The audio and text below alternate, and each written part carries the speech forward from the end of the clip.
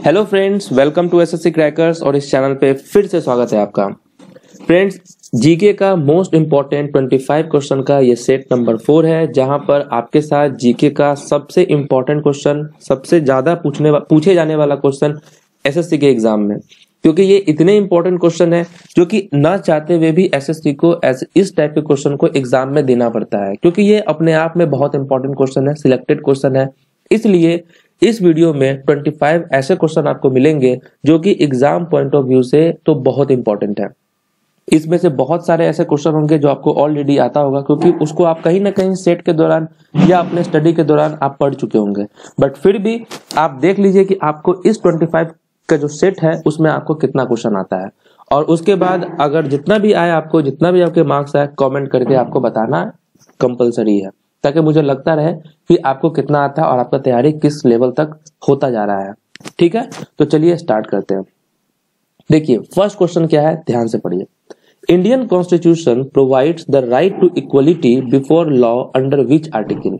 किस अनुच्छेद के तहत भारतीय संविधान में कानून के समक्ष समानता का अधिकार आता है? आर्टिकल 13, आर्टिकल 14, आर्टिकल 15 या आर्टिकल 17? तो इसका सही आंसर क्या होगा, जल्दी से बताइए। इसका सही आंसर होगा आर्टिकल 14। आर्टिकल 14 के तहत भारतीय संविधान में कानून के समक्ष समानता का अधिकार आता है। ठीक है, तो इसमें कोई प्रॉब्लम नहीं है आपको। नेक्स्ट क्वेश्चन की तरफ देखते हैं हम लोग। Name the article of the Indian constitution which provides for equal opportunities for all citizen in public employment?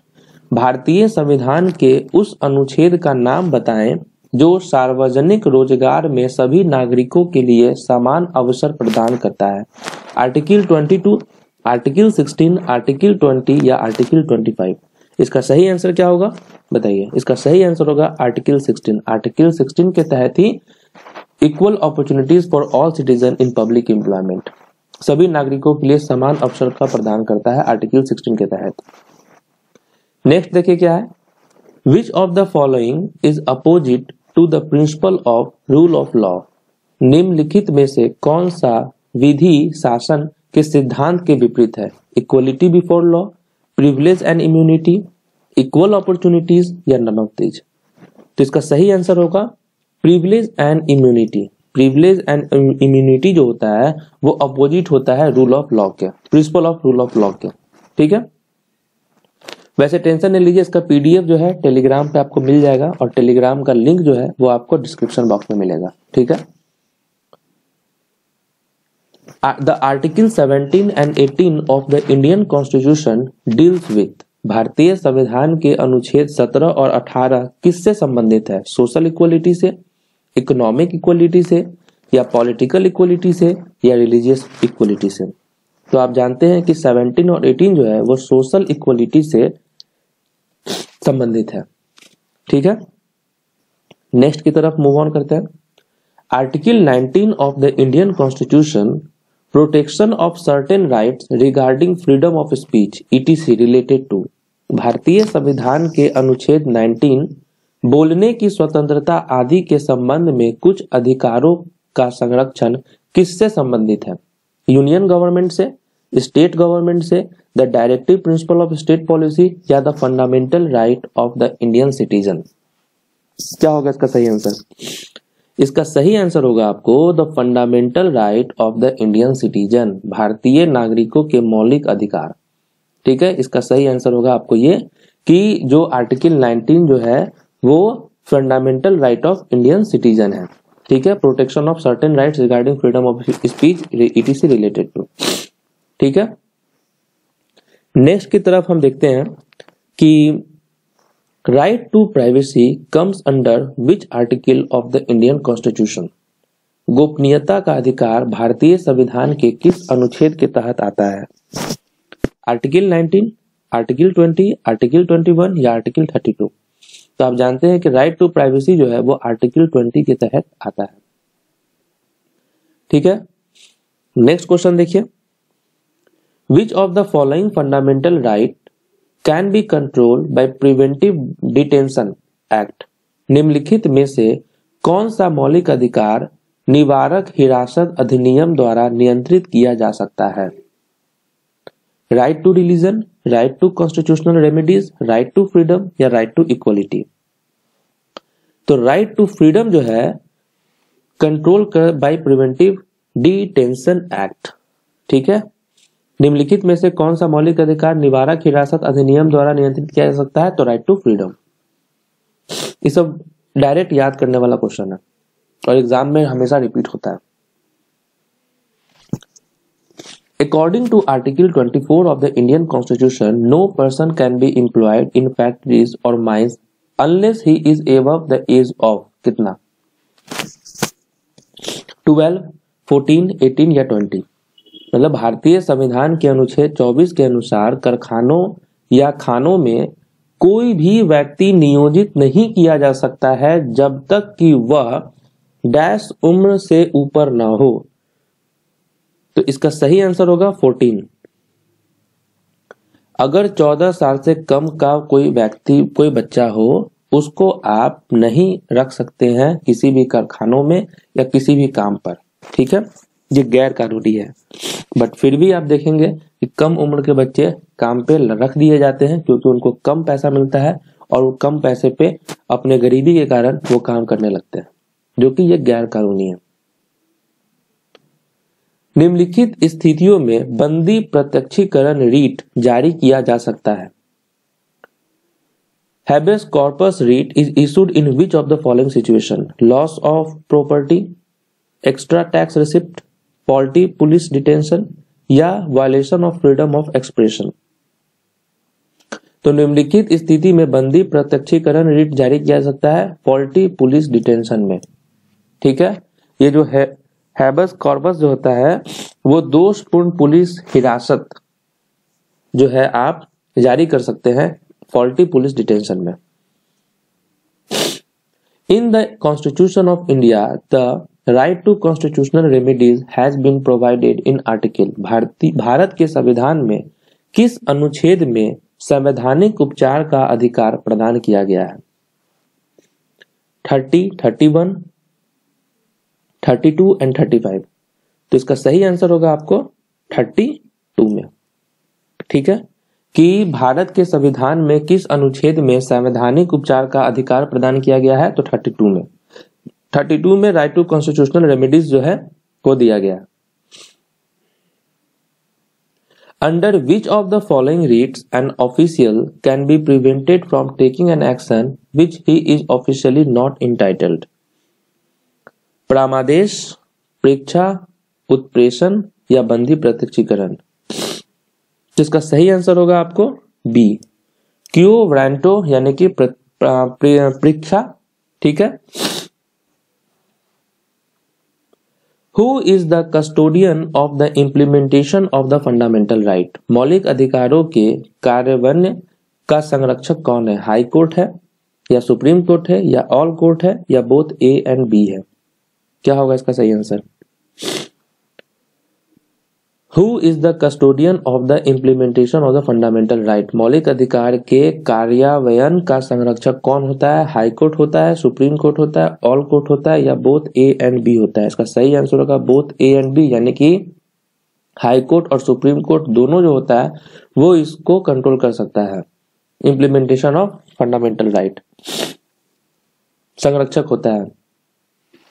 The Supreme Court issues a writ of mandamus to. Supreme Court किसके लिए प्रामादेश का एक रीट जारी करता है? An official to perform public duty, the prime minister to dissolve the cabinet या the company to raise wages या the government to pay the salary to employees.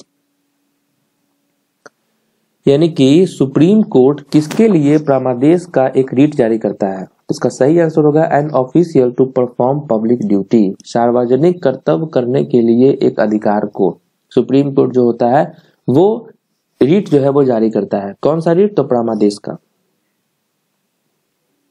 Which article specifies the fundamental duties of every citizen? कौन सा अनुच्छेद प्रत्यक्ष नागरिक के मौलिक कर्तव्यों का वर्णन करता है? आर्टिकल 18, आर्टिकल 80 या आर्टिकल 343 या आर्टिकल 51A या आर्टिकल 356? तो इसका सही आंसर होगा आपको आर्टिकल 51। कौन सा अनुच्छेद प्रत्येक नागरिक के मौलिक कर्तव्यों का वर्णन करता है? तो आर्टिकल 51A जो है वो प्रत्येक नागरिक के मौलिक कर्तव्यों का वर्णन करता है, article 51। Fundamental duties are included in the Indian constitution by which amendments? किस संशोधन द्वारा मौलिक कर्तव्यों को भारतीय संविधान में शामिल किया गया? 44th में, 42nd में, 26th में या 25th में? तो आप जानते हैं कि 42nd में यानी कि 42 में जो है वो आपको मौलिक कर्तव्यों को भारतीय संविधान में शामिल किया गया था। ठीक है, नेक्स्ट क्वेश्चन देखिए क्या दिया हुआ है। From the following languages given below pick out one of the official which is official language of Maharashtra? Maharashtra का ऑफिशियल लैंग्वेज क्या है? हिंदू है, उर्दू है, मराठी है या गुजरात है? तो ऑब्वियस बात है महाराष्ट्र है तो मराठी होगा। Article 1 of the constitution declares India as? Article 1 जो है संविधान के अनुच्छेद 1 ने भारत को किस रूप में घोषित किया है? Federal states, quasi federal state, United states या यूनियन ऑफ स्टेट्स? इसका सही आंसर होगा यूनियन ऑफ स्टेट्स। आर्टिकल 1 जो है वो डिक्लेयर करता है कि संघ, राज्य संघ यानी union of states. How many languages have recognised by Indian constitution? यानी कि संविधान द्वारा कितनी भाषाओं को मान्यता प्राप्त है? इसका सही आंसर होगा 22, 22 भाषाओं को संविधान ने मान्यता दी है। Which fundamental right is called as the heart and soul of the Indian Constitution? Right to constitutional remedies, right to freedom to speech, right to equality before law, right to freedom of religion. The right to constitutional remedies जो है संवैधानिक उपचार का अधिकार। ठीक है, भारतीय संविधान के दिल और आत्मा के रूप में कौन सा मौलिक अधिकार कहा जाता है? तो संवैधानिक उपचार का अधिकार यानी कि राइट टू कॉन्स्टिट्यूशनल रेमेडीज जो है ये हार्ट एंड सोल कहा जाता है इसको। ठीक है, नेक्स्ट देखिए क्या दिया हुआ है कि political right does not include which of the following? राजनीतिक अधिकार में निम्नलिखित में से कौन सा शामिल नहीं है? Right to vote, right to life, right to contest in election, right to lodge complaint with executive bodies of the government। ये क्वेश्चन 2015 के सीजन में पूछा गया था कि राजनीतिक अधिकार में निम्नलिखित में से कौन सा शामिल नहीं है? तो इसका सही आंसर होगा आपको राइट टू लाइफ। ठीक है, राइट टू लाइफ जो है वो political right does not include which of the following? तो राइट टू लाइफ। राजनीतिक अधिकार में निम्नलिखित में से कौन सा शामिल नहीं है? तो राइट टू लाइफ यानी जीने का अधिकार। The item education belongs to the? शिक्षा विषय किससे संबंधित है? यूनियन लिस्ट से, स्टेट लिस्ट से, कंकरेंट लिस्ट से या रेसिडुअरी सब्जेक्ट से? देखिए ये जो लिस्ट होता है union list, state list, concurrent list, ये लिस्ट में कौन कौन सा क्या क्या आइटम आता है वो आपको याद करना बहुत जरूरी है। फिलहाल इस क्वेश्चन में जो दिया हुआ है कि एजुकेशन किस लिस्ट में आता है तो ये कंकरेंट लिस्ट में आता है और इसका लिस्ट आपको 2017 के एग्जाम में जो प्री का एग्जाम हुआ था उसमें लिस्ट से तो हर शिफ्ट में क्वेश्चन था, हर शिफ्ट में। तो इसका कौन कौन सा लिस्ट किस में आता है वो आपके साथ डिस्कस बाद में करवा दिया जाएगा। नेक्स्ट क्वेश्चन है कि विच of the following appointments is not made by the president of India? Bharat के राष्ट्रपति द्वारा निम्नलिखित में से कौन सी नियुक्ति या नहीं की जा सकती है? Speaker of the Lok Sabha, chief justice of India, the controller and auditor general, the chief election commission.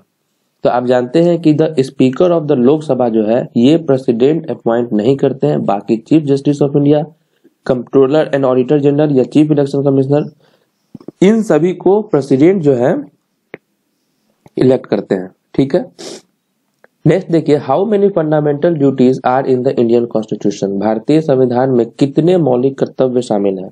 9, 11, 12 या 20? तो इसका सही आंसर होगा 11 जो है फंडामेंटल ड्यूटीज हमारे भारतीय संविधान में शामिल है। Rashtrapati Bhavan was designed bye? Rashtrapati Bhavan को किसके द्वारा डिजाइन किया गया था? राष्ट्रपति भवन किसके द्वारा डिजाइन किया गया? तो एडवर्ड स्टोन, ले कार्ब्यूजर या एडविन लुइस्टन, एडविन लुटियंस या तरुण दत्त?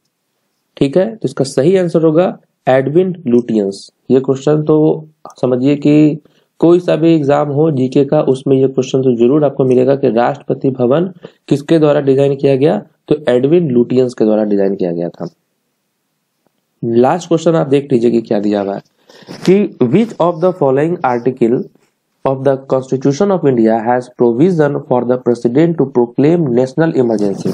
तो इसका सबको आंसर पता होना चाहिए कि आर्टिकल 52 होगा इसका सही आंसर, कि भारत के संविधान में निम्नलिखित अनुच्छेद में से राष्ट्रपति को किस एक अनुच्छेद द्वारा राष्ट्रीय आपातकाल घोषित करने का प्रावधान है, तो आर्टिकल 52। ये रहे आपके साथ 25 इंपॉर्टेंट क्वेश्चन जो कि एग्जामिनेशन पॉइंट ऑफ व्यू से बहुत और बहुत इंपॉर्टेंट है। नेक्स्ट ऐसा सीरीज आपके साथ कंटिन्यू रहेगा जब तक आपका एसएससी का प्री का एग्जाम नहीं हो जाता है, ठीक है। तो इस सेट को आप जरूर से जरूर देखिए, जरूर से जरूर उसको याद कीजिए और इसका पीडीएफ को डाउनलोड करके टेलीग्राम से, और वहां से आप रिवाइज भी करते रहिए क्योंकि सारे इंपॉर्टेंट ही क्वेश्चन है। आप देखे होंगे एक भी ऐसा क्वेश्चन नहीं है जो कि इरिलेवेंट हो, सारा क्वेश्चन इंपॉर्टेंट है। और इस 25 क्वेश्चन में से जो आपको 20 क्वेश्चन ऐसे हैं जो कि एग्जाम में पूछे गए हैं और एग्जाम में बार बार पूछे गए हैं। तो मिलते हैं आपसे नेक्स्ट सीरीज में, तब तक के लिए ऑल द बेस्ट।